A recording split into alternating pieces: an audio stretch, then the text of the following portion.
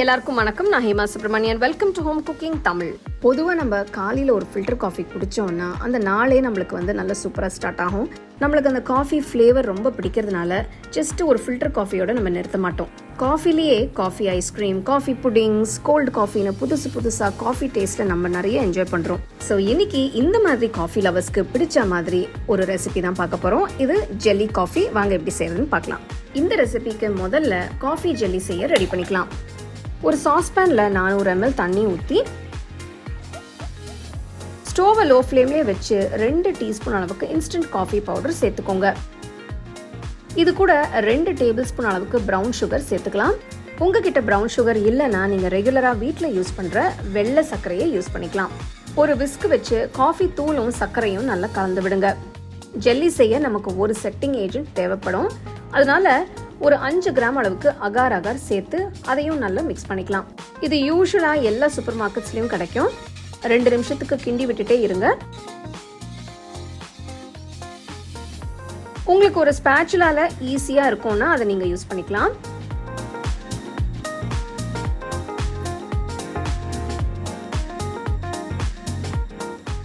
அஞ்சு நிமிஷம் ஆயிடுச்சு. கொஞ்சம் திக்காக ஆயிட்டு இருக்கு பாருங்க. இது எடுத்து பார்த்துட்டிங்கன்னா உங்களுக்கு தெரியும், லேசாக கம்பி மாதிரி வரும்போது நம்ம ஸ்டோவ்லேருந்து எடுத்துடலாம். இதை அப்படியே ஒரு டினுக்கு மாற்றி செட் ஆக விடுங்க.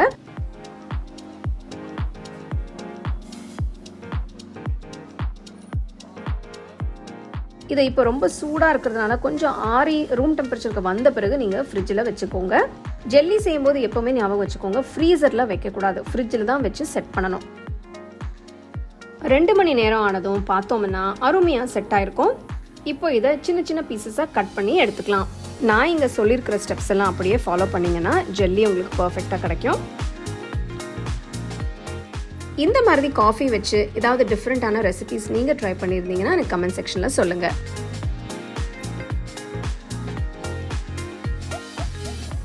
இந்த ரெசிபிக்கு நான் 1 லிட்டர் பால் எடுத்திருக்கேன். இது காய்ச்சி ஆற வச்ச பால். இது கூட 300 ml அளவுக்கு கண்டென்ஸ்ட் மில்க் சேர்க்குறேன். உங்களுக்கு இனிப்பு எவ்வளோ தேவையோ அதுக்கு தகுந்த மாதிரி நீங்கள் கண்டென்ஸ்ட் மில்க்கை அட்ஜஸ்ட் பண்ணி சேர்த்துக்கலாம். ஒரு விஸ்க் வச்சு நல்லா மிக்ஸ் பண்ணுங்க.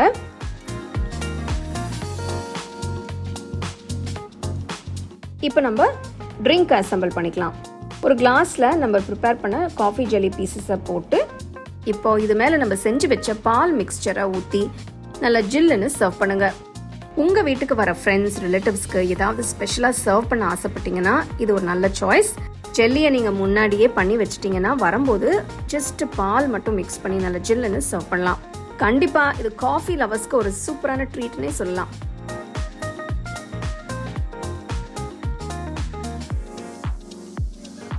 நல்ல ஜில்லுன்னு கண்டென்ஸ்ட் மில்க் கூட இந்த காஃபி ஜெல்லியை சாப்பிடும்போது ரொம்பவே அருமையாக இருக்குது. ட்ரை பண்ணி அப்படியே உங்கள் ஃபேமிலி ஃப்ரெண்ட்ஸோட ஷேர் பண்ணிக்கோங்க.